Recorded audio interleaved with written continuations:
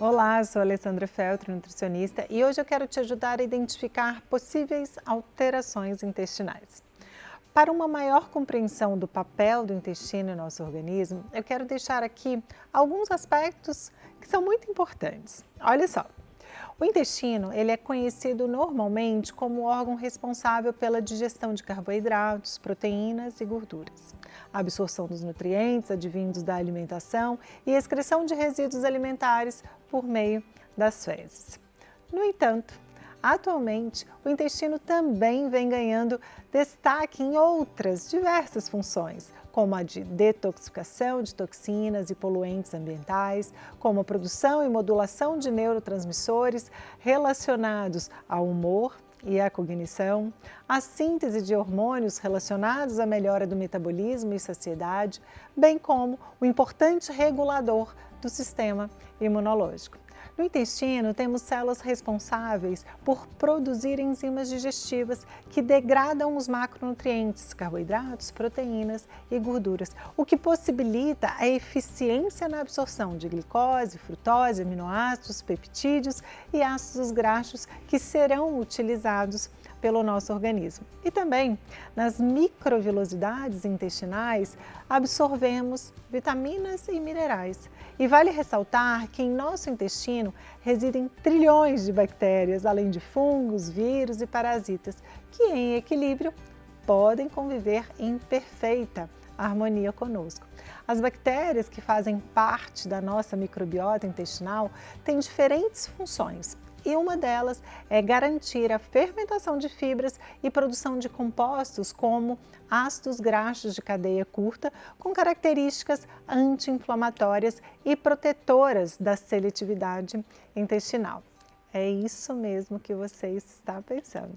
O nosso intestino exerce um impacto muito relevante para o bom funcionamento do organismo. Mas, quando há um desequilíbrio no microbioma intestinal, a diminuição ou o aumento da população de determinados grupos bacterianos, patogênicos ou não, a homeostase da microbiota é interrompida, provocando a desbiose intestinal.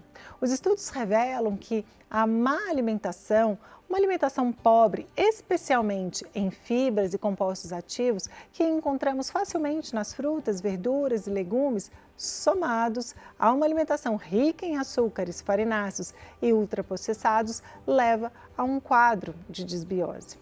Com essa alteração da microbiota intestinal, há um comprometimento do epitélio intestinal e também um aumento da permeabilidade intestinal, levando a uma sinalização inflamatória em todo o organismo. E essa sinalização, ao longo dos anos, é mencionada pelos pesquisadores como inflamação crônica de baixo grau e pode favorecer ou potencializar os quadros de alergias e hipersensibilidades alimentares, como também resistência à insulina, sarcopenia, ganho de peso, bem como elevar o risco de doenças autoimunes, cardiovasculares, renais e neurodegenerativas. Sim, uma desbiose intestinal pode favorecer um quadro de neuroinflamação, que por sua vez pode modificar nosso humor e nosso comportamento. Essa condição é associada à redução na produção da serotonina e, consequentemente, pode impactar também na produção de melatonina. E com isso, você poderá perceber um aumento na ansiedade, no apetite e até alterações na qualidade do seu sono.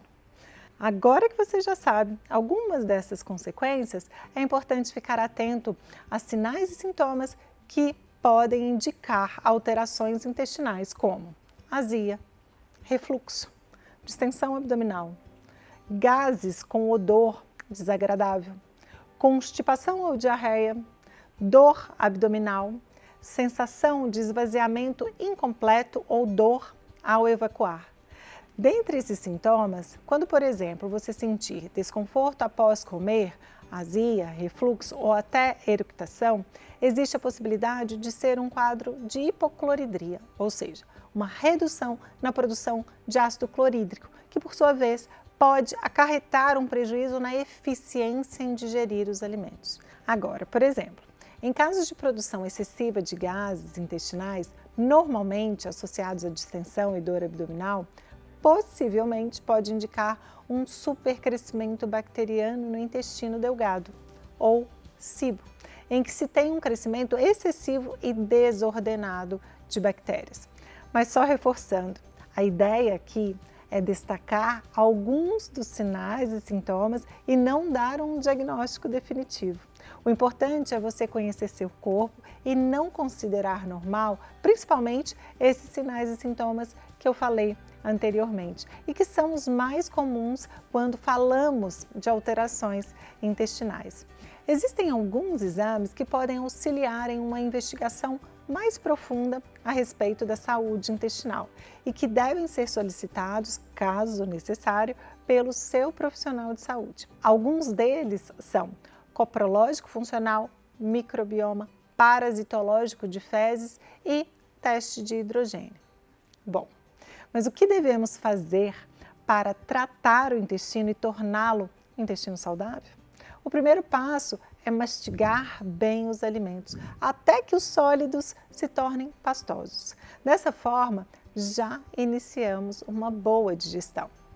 Portanto, busque comer sem distrações, longe da televisão ou do celular, pois a nossa digestão, ela se inicia quando sentimos o cheiro, o sabor e visualizamos o alimento. Outro aspecto é ter uma boa acidez gástrica, para que tenhamos uma boa digestão. Precisamos do ácido clorídrico para ativar as enzimas digestivas e, com isso, promover a quebra de proteínas. E aqui vai um alerta. É importante ressaltar que inibidores da bomba de prótons, famosos prazóis, podem comprometer de forma significativa a sua digestão. O uso de enzimas digestivas, como a bromelina, papaina e proteases, podem ajudar na digestão das proteínas, enquanto as lipases auxiliam na quebra das gorduras e a amilase na digestão de carboidratos. As enzimas digestivas, elas são muito bem-vindas para tratar uma digestão inadequada, até que as alterações se restabeleçam. Podemos encontrá-las em suplementos e também em alguns alimentos. Por exemplo, comer uma fatia de abacaxi que possui bromelina, ou um mamão que contém a papaina, ou ainda incluir o kiwi de sobremesa que tem actinidina, pode ajudar a digerir melhor carnes, ovos, feijão e demais fontes proteicas. Chás digestivos também fazem toda a diferença. Consumir 3 xícaras de chás digestivos como gengibre, erva cidreira, macela, alecrim, funcho, raiz de cúrcuma, cravo, anis estrelado, boldo, dente de leão e alcaçuz pode também ajudar a reduzir desconforto gastrointestinal e diminuir a formação de gases. Em casos de supercrescimento bacteriano, vai aqui uma dica. Alguns compostos bioativos podem auxiliar no tratamento devido à ação antibacteriana desses fitoquímicos, como a berberina, a curcumina, o extrato de cranberry, a canela, o cravo, a própolis, o extrato de gengibre. São alguns compostos que ganham destaque quando o assunto e o tratamento é SIBO. Manter uma alimentação rica em verduras, frutas, legumes, sementes, ervas e especiarias é crucial para uma boa saúde intestinal e, consequentemente, para todo o organismo.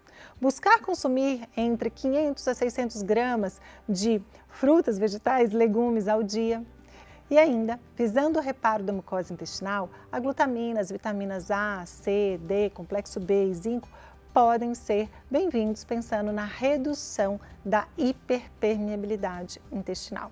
Antes de finalizar, uma mensagem importante. Cuidar do intestino é uma atitude diária. Por isso, as suas escolhas têm um impacto muito significativo na manutenção do equilíbrio intestinal.